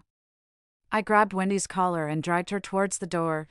What do you want to do? I warn you to let me go. I ignored Wendy's threat and instead quickened my pace to the door. I pushed aside a slogan sign and pressed Wendy's face against the glass door, and outside the door, at the same position, there was a zombie-infected person with green eyes clinging there. His clothes were already torn, and there were 3 or 4 bite marks on his neck. At this moment, the wounds were turned outwards, bleeding, and the flesh was blurred, making people feel sick, with his teeth stained red with blood and bloody saliva dripping on the ground. The movement separated by the door seemed to be detected by him. At this moment, he moved his head and sniffed. Wendy let out a scream immediately. "Ah, save me, Lorenzo, save me." The infected person was quite calm before Wendy opened her mouth. As soon as she spoke, The infected person seemed to wake up and crazily rammed his head against the glass. His reaction directly attracted the two infected people beside him. In the blink of an eye, the three heads slammed into the door fiercely. Wendy started crying. I pulled her away and covered the sign again. The infected locate their prey through sound. Their eyesight is extremely poor, and their sense of smell is also lower than that of ordinary people. When encountering the infected, you can keep quiet. Carefully look for opportunities to leave, and definitely don't make a loud noise to attract their attention. You were still quarreling just now. Do you really think you've lived long enough? I let go of Wendy and threw her on the ground, and then I looked at everyone quietly and said, after hearing this, they all looked away with embarrassed expressions. Quinn stepped forward. I know everyone is scared, but quarreling at this moment is meaningless. Then what is meaningful? Listening to Cece's nonsense, someone retorted, Quinn, classmate, you're being too extreme. How can you be so sure that Adeline is talking nonsense? We're all students here. The school has never taught us about this virus, but she knows so much about these zombies. Either she really understands it, or she's talking nonsense. Then how could a girl like her know all these things? She must be talking nonsense. Then you're really wrong, classmate. Quinn smiled politely. In fact, Adeline told me some emergency measures just now, including that statement. I stood behind her and saw clearly that the eyesight of the infected is indeed worse than ours, almost non-existent. There was no movement before the scream. They only became excited after hearing the sound. Also, when everyone was arguing just now, they also became restless after hearing the sound inside. This is enough to prove that Adeline wasn't talking nonsense. 10. With Quinn's guarantee. The person who had been picking a fight just now was refuted rationally and orderly and fell silent immediately. At this moment, everyone is as confused as headless flies. If we can get some relevant information about this thing, isn't it beneficial to us? Why do you still doubt Cece? That's right. What Cece said is also correct. You've been arguing back and forth, and you've directly attracted the zombies over. Then if they break through the door and rush in, won't we die even faster? Okay, stop talking nonsense. Time is tight. Since you have a solution, Cece, then hurry up and tell us. Okay, I scanned the dining hall. At this moment, most people were concentrated near the door, and there were empty tables on the right side. Considering everyone's concerns, my idea is that the people currently in the dining hall need to cooperate and unite. But everyone is also worried about the existence of hidden infected people, so I want to divide everyone into two groups. Group A and Group B for now. Group A consists of those who have been staying in the dining hall from the end of class until the zombie outbreak, and Group B consists of those who went out of the dining hall and then came back in. We will divide everyone into two groups for observation. As far as I know, those infected with the zombie virus are almost assimilated in an instant, but it has been so long and no one in the dining hall has obvious symptoms. We can't rule out the existence of hidden infected people, so we will conduct an observation first. If we confirm that there is an infected person, we will first tie him up with a rope to control his behavior and keep him under guard in the back kitchen. As for other precautions, I will tell you one by one later. Is that okay? Quinn took the lead and raised his hand. I have no objection. The other classmates in the sports department followed suit. Neither do we. No. I agree to divide into two groups. Lorenzo, I agree too. I don't agree. 11. Wendy glared at me angrily, covering her neck. I didn't care at all and tilted my chin outward. Then get out. You. Okay, Wendy. It's safer for us to stay here. Wendy's little sister came to pull her, but unexpectedly, she was pushed down to the ground instead. You traitorous bitch. You didn't come to help me when I was scared by Cece, but now you come to play the good guy, right? I think you just want me to throw you out to feed the zombies. The one pushed to the ground was a short-haired girl with red hair. I looked at the short-haired girl for a few seconds. This person wasn't there when Wendy was picking a fight. Combined with the little spots of blood on her sleeves, she should have run in later. The short-haired girl sat up from the ground and apologized to Wendy in a panic. Wendy, don't be angry. I didn't mean to. You just want to see me killed by Cece.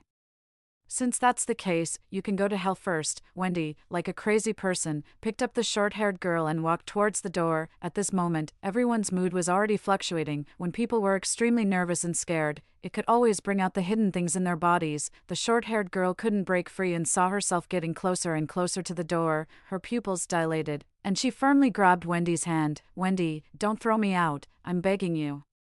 I won't dare again. Please let me go. There were some boys beside who wanted to stop her, but Wendy kicked them away. Get out of the way. Wendy pulled the table aside, tore off the sign on the glass door, and pressed the short-haired girl's head against the door.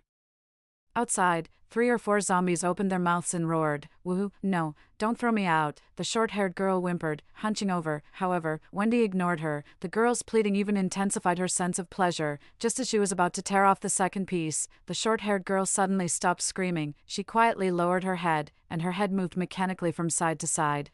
I said, I don't want to go out. I don't want to die, she spoke word by word, her voice dull and slow. The next second, the girl quickly stood up and broke free from Wendy's restraint. Wendy, who hadn't noticed anything wrong yet, turned around to scold her, but when she opened her mouth, the words stopped on her lips. Her expression also changed from fierce the last second to one of shock. What are you doing? The short-haired girl stood there with her head down, making it impossible to see her expression. Then, drop by drop, 1, 2. 3 drops of blood fell at her feet. Wendy stumbled backward and fell directly to the ground. What the hell are you doing? Why are you bleeding? Bleeding, she's bleeding. What's going on? Stay away from her quickly. Upon hearing Wendy's words, the people behind hurriedly stepped back. Quinn and I exchanged a glance and quietly moved to both sides of the short-haired girl. Just then, the short-haired girl suddenly raised her head, and we saw her face. Blood was flowing from her nose to her neck. She opened her huge, blood-red mouth and rushed directly towards Wendy. Wendy was so scared that she couldn't move and could only scream in place. Quinn reacted quickly and hit the short-haired girl's leg with a stick, but she didn't feel anything and turned around and rushed towards Quinn. I frowned tightly and smashed the iron plate at her. The dining hall suddenly became chaotic. Here, Quinn and I were entangled with the short-haired girl, and the other classmates in the sports department also came up to help, but we lacked weapons and couldn't give the infected person a fatal blow. Adeline, now she's invulnerable. What should we do? Quinn and the other 2 sports students held the short-haired girl tightly. I quickly scanned the surroundings. On the table, there were chopsticks. A piece of information flashed through my mind instantly. The outbreak of the zombie virus was definitely related to the people behind Amelia. In my previous life, after I died, I followed Amelia for a long time and accidentally heard her conversation with Lorenzo. Cece, if this virus breaks out, won't we also be in danger? How is that possible? I won't let myself get into a crisis. Remember, the infected seem invincible, but they also have weaknesses. The place 2 inches below the top of their heads is the breakthrough point, of course. Don't worry if you're bitten, I have a specific medicine here.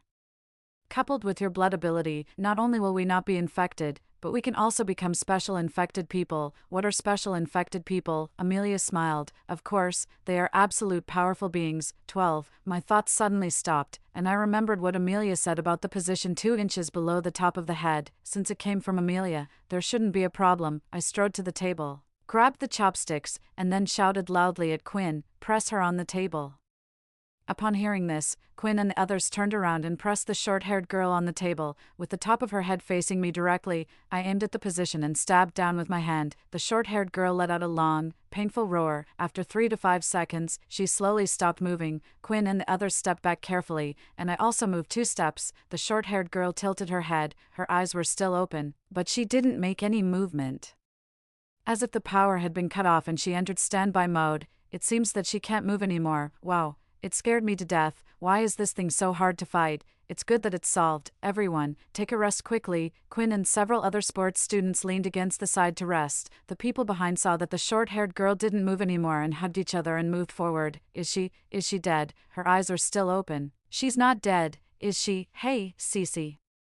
What's her situation exactly? How was she infected? I released my palm, and the chopsticks fell to the ground. I slowly walked next to the short-haired girl. Because of the fight just now, her school uniform was in a mess. Standing on her side, I saw a red bite mark 5 centimeters above the short-haired girl's elbow. She was bitten outside. I said quietly, "What?" She was bitten. Upon hearing this, everyone immediately stepped back.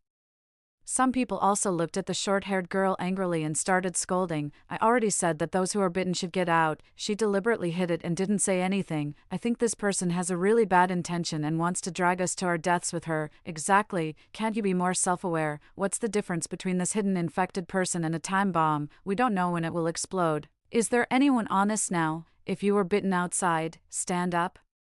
Yeah, get out quickly. Here we go again. Because the short-haired girl didn't say that she was bitten and even turned into an attacker, the anger that had been suppressed just now flared up again. All the members of Group A targeted Group B. If it weren't for the short-haired girl's transformation, the group of people could still maintain a superficial harmony and endure it. But after facing the attack of the zombies and feeling completely powerless to fight back, The ordinary students were even more worried about their own safety. However, if it weren't for Wendy's persistent harassment, the short-haired girl might not have erupted. I glanced at the short-haired girl who was lying on the table with her eyes open and shook my head helplessly. Behind me, in just a short while, it had reached the point where they were about to fight. The boys in the sports department went to pull them apart, but they were pushed away.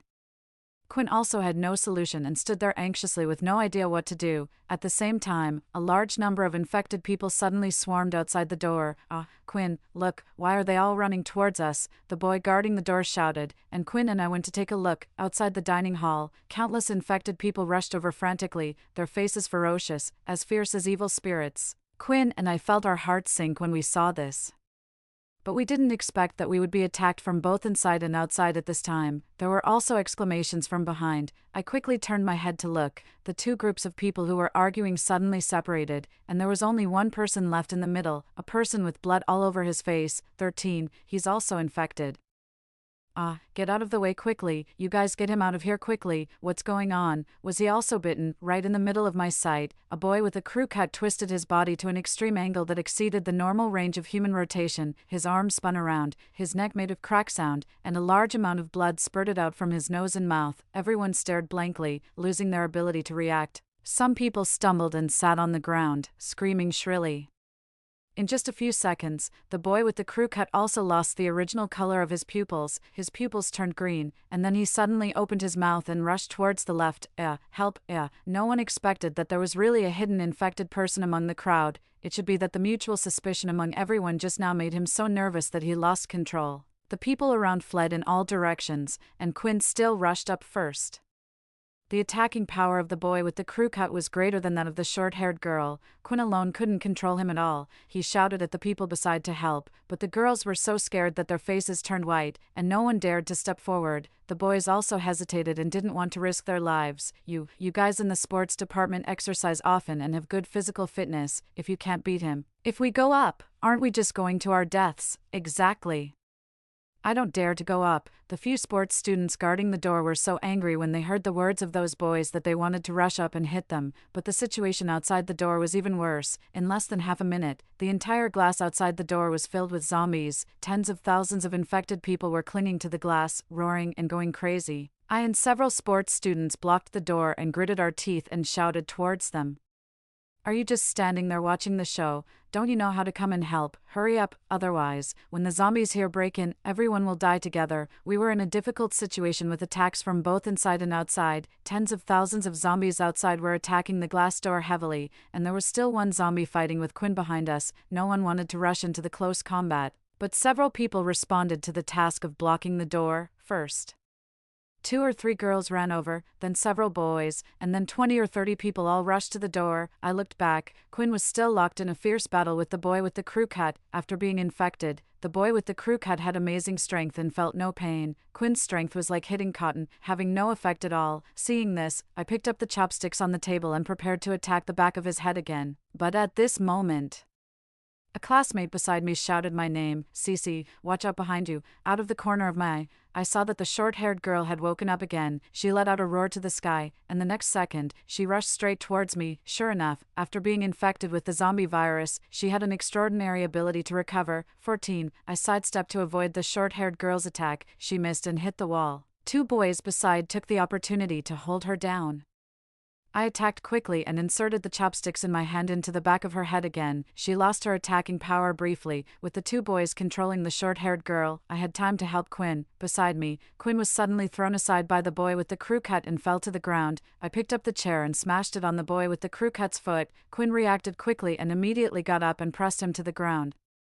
I bent down and inserted the chopsticks in my hand heavily into the back of the boy with the crew cut's head. He immediately lost his ability to move. Quinn and I stood up and ran to the door without the slightest pause. Quinn, what should we do? The door can't hold up their attack much longer. Quinn covered his chest and looked at the glass. I also looked up along with him. The dining hall was 5 or 6 meters high. When there were few zombies surrounding us just now, we could temporarily resist them below, but now, a group of zombies whose number was beyond count had swarmed over. Their destructive power was strong and terrifying. A group of them rushed to the glass above our heads in an overlapping manner like building a ladder. Judging from the situation, they had already reached the height of the 2nd floor. The glass above had no signs to block it, and we were almost looking directly at them. We can't reach the upper part. Quinn shook his head and at the same time was puzzled. Why is this happening? Why are they running towards us? Judging from the situation, it seems that all the infected people in the whole campus have gathered in the dining hall. Is someone controlling them? Someone made a bold guess. I approached the door and looked outside through the gap in the slogan sign. My sight was blocked by the figures of the zombies, and I couldn't see the situation outside at all. But among the pushing and shoving of several zombies, I seemed to see someone standing on the flag platform not far away. A strange feeling suddenly welled up in my heart. I suddenly pressed against the glass door and squinted my eyes to identify it carefully. On the flag platform dozens of meters away from here, there stood a girl wearing a green dress. She seemed to raise her hand and was slowly waving towards us. My pupils suddenly shrank, and my heart trembled violently. That dress was the one I personally put on Amelia. I didn't expect that she would come out so soon. 15. I took 2 steps back and pursed my lips, thinking quickly. It was already obvious that Amelia had a certain relationship with the Population Bureau. In fact, exchanging identities with her was just a temporary move. If she didn't wake up and was regarded as the Adeline who was sent there by the Population Bureau and burned, it could just save me from wasting time in the future. If Amelia came out safely after waking up, could she be the breakthrough point to find out the truth that the Population Bureau had been hiding for many years? Over the years, why did they burn so many innocent babies but disguise it as the freezing plan? But Amelia not only came out safe and sound but also at this critical moment when the zombies broke out. What on earth was the reason? Quinn. I remember that there is a small door in the back kitchen of the dining hall that we can use to get out. Coming back to my senses, I calmly said to Quinn. Quinn also remembered. That's right, there is a back door. Okay, you and the classmates in the sports department lead everyone to retreat first, and I'll cover you here. No, it's too dangerous for you to be alone. There's no time, don't worry. I'm confident, and it's just for a few minutes. It'll be okay. I pushed him away. Don't waste time. Hurry up. Quinn glanced at the zombies that were about to break through the door. With so many classmates beside him, he gritted his teeth and said, Okay, we'll do it as quickly as possible. You come out quickly too. After that, Quinn and the classmates from the sports department signaled everyone to run towards the back kitchen. I stood behind the door, but Lorenzo, who had been hiding for a long time, suddenly came over and grabbed my wrist. Cece, come with me. I couldn't resist Lorenzo's strength and was dragged by him to run upstairs. The other classmates, on the other hand, retreated from the back kitchen on the first floor. Just as we turned the corner of the stairs, tens of thousands of zombies pushed down an entire wall of glass and rushed in. It was like a surging river, pouring down irresistibly, making people tremble in fear. Lorenzo, what are you bringing me up here for? Lorenzo let go of me and then looked towards the sky with a slightly nervous and anxious expression. He said, Cece, don't ask, just follow me. What on earth are you up to? Lorenzo's unpredictable attitude directly made me explode.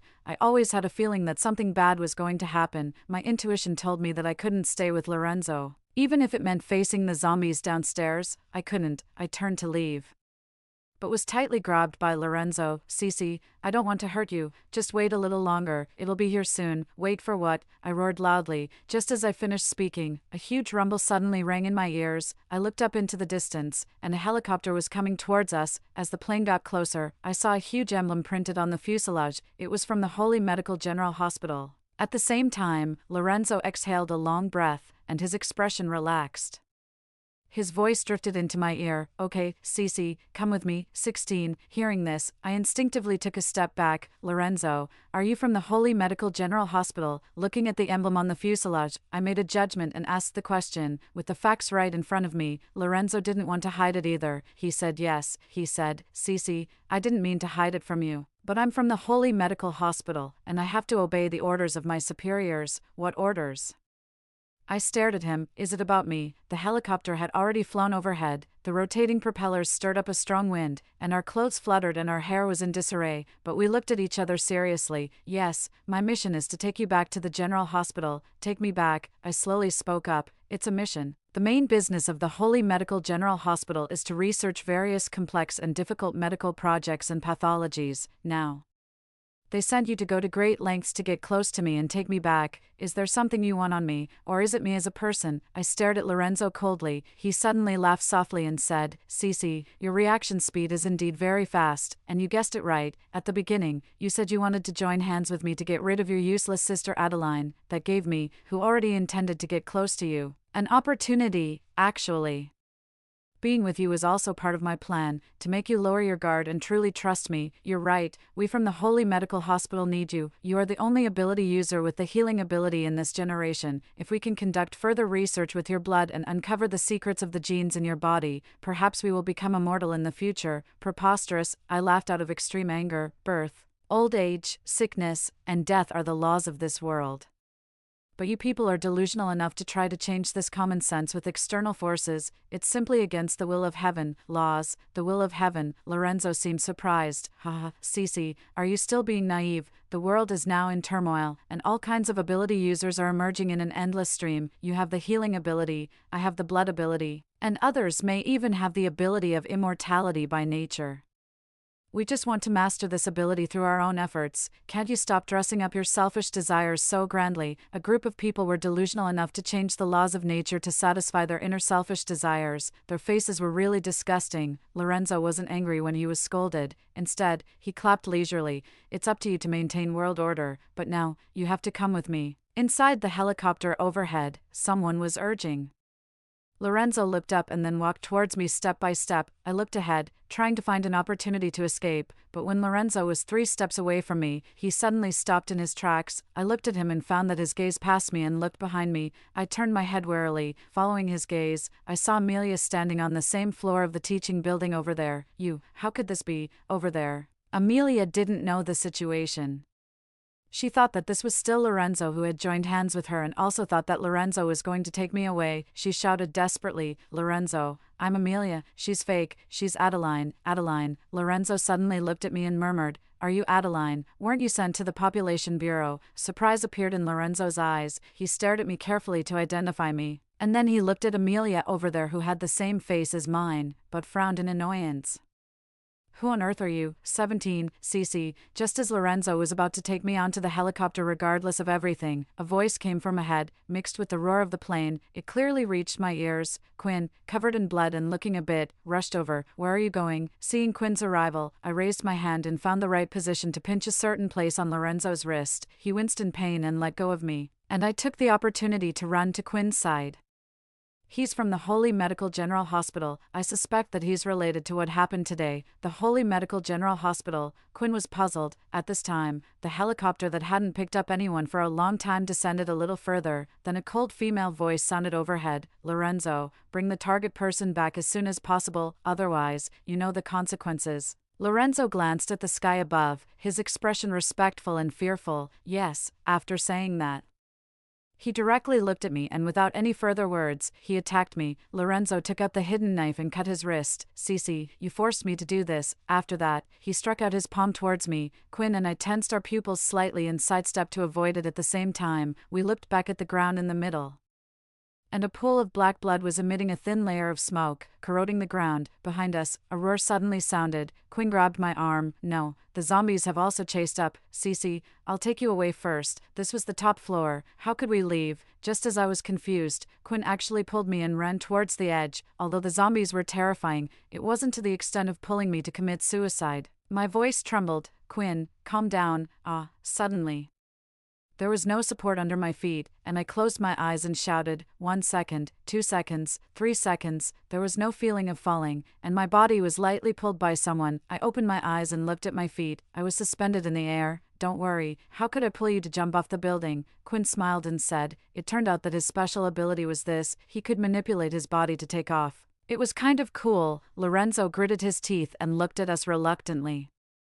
Cece, do you think you can run away with this kid? It's impossible, now that the zombie virus has broken out comprehensively, but the world is still under the control of the Holy Medical General Hospital and the Population Bureau. If they want to catch you, you definitely can't run away. Lorenzo mentioned the Holy Medical General Hospital and the Population Bureau. Both of them wanted to catch me. Why? At this moment, we didn't have time to talk nonsense with Lorenzo, and he wouldn't tell me the reason either. Quinn gently held me and flew towards the distance. Behind us, Lorenzo stamped his foot in anger. As we left, the helicopter of the Holy Medical Hospital also followed and flew away, and Lorenzo, who was surrounded by zombies, was ignored by everyone.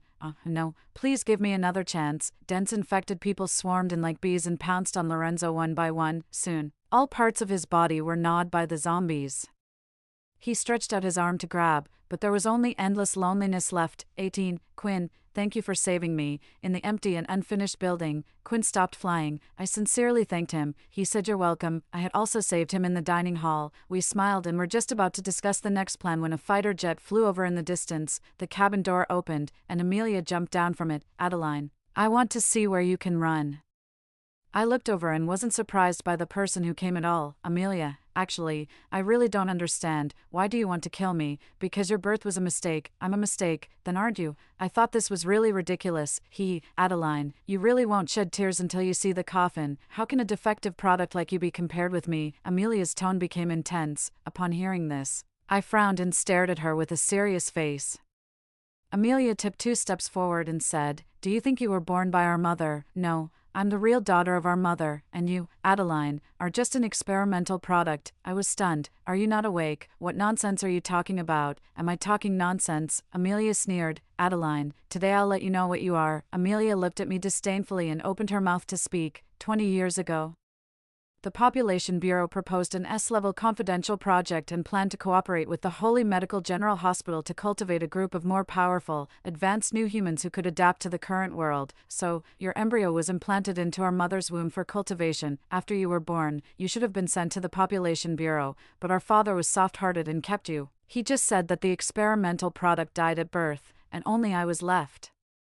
I've been smarter than you since I was a child and also carry special abilities. I should live freely, instead of being timid all day long like a murderer and having to share an identity with you to live. So, Adeline, your existence itself is a mistake. Without our father, you would have been sent away for research long ago, and I'm just making everything return to the normal track. Amelia roared at me like a crazy person. After that, she suddenly laughed and said, I was wrong. These are my parents, and it has nothing to do with you. You're just a bastard. After hearing her words, my head buzzed and my vision became a bit blurred. An experimental product, just an experimental product. So many unusual things suddenly became reasonable. My mother has always been nicer to Amelia since I was a child, and my father has never scolded or beaten Amelia when he was angry. Although they didn't abuse me, their negative emotions were always vented on me, but in the end, my father would always come to apologize to me, saying that he shouldn't have been like that when he was in a bad mood. My mother would also give me a piece of chicken after giving Amelia a drumstick and say that my sister was growing up, and since Adeline was the elder sister, she should let her sister have the drumstick. When I was a child, I was always instilled with such ideas. That's why in my previous life, when my mother asked me to go to the Population Bureau for freezing, I nodded without hesitation. I closed my eyes, my hands and feet went soft, and I could hardly stand. It was Quinn beside me who immediately noticed something was wrong with me. He grabbed my wrist and reminded me nervously, Cece, don't let her get you carried away by your emotions. I blinked, immediately came back to my senses, swallowed, and stabilized my mindset. So, you deliberately released the zombie virus just for an experimental product. You don't have that much importance. This virus is just a plan of the Holy Medical General Hospital and the Population Bureau. Amelia said so. The research on new humans hasn't stopped in recent years. Releasing the zombie virus is just to find the hidden ability users. Amelia crossed her arms and raised her chin haughtily. See, isn't this it? I stared at Amelia quietly. It seemed that the Population Bureau and the Holy Medical General Hospital had already joined hands on the side of the Population Bureau. I managed to hide because of my father's concealment, but the Holy Medical Hospital still found my whereabouts, so they sent Lorenzo to get close and investigate. But judging from Amelia's attitude towards Lorenzo just now, she should not know his identity. She thought she was smart enough to manipulate Lorenzo to do things for her, but she didn't know that the two of them were both being false and using each other, which was a joke. Then what's your purpose? The hidden ability users are scattered all over the world and have their own lives. They won't just obediently go back to the Population Bureau. Of course we know that. Amelia crossed her arms, raised her chin, and looked haughty. More than 10 years ago, due to the negligence of the Population Bureau, a batch of experimental products got out of control. But the Population Bureau has been secretly investigating. In recent years, they have almost found all those people. How could we let you useless puppets stay? So, releasing the zombie virus is not only to force you to show up but also to reset the order of this world. You people are simply ambitious villains. You're being naive again, Adeline. Now our Population Bureau controls the order of the world. We can do whatever we want by destroying this batch of incompetent humans. We can cultivate new absolute ability users, shameless. Quinn pointed at Amelia and roared. After saying that, he rushed up, he turned his palm into a fist and directly struck Amelia in the face. Amelia stood there without dodging or evading. The next second, a sharp sound pierced the sky. Quinn, be careful, ugh. Quinn covered his chest and knelt on the ground. Red blood flowed up from between his fingers. How are you? I asked him anxiously. Quinn didn't speak and shook his head in pain. Seeing this, I didn't hesitate at all. I raised my hand, and my palm hovered in front of his chest. Then a faint green light filled the area around his wound. In just a few seconds, Quinn's face returned to normal. He looked up in surprise and touched his chest. It was as good as new. Amelia looked at the scene in disbelief. She watched with her own eyes as Quinn's wound stopped bleeding and the hole in his chest slowly healed. Soon, she reacted. Adeline, you've been lying to us. It turned out that Adeline wasn't a defective product, she was an ability user. Not only that, but she had also hidden it for so many years. I helped Quinn up and said, right now, does any of that still matter? In fact, when I was a child, I was no different from an ordinary person, but one day when I was 12 years old, as I looked at the flowers and plants in the garden, I felt as if I was pulled into their world.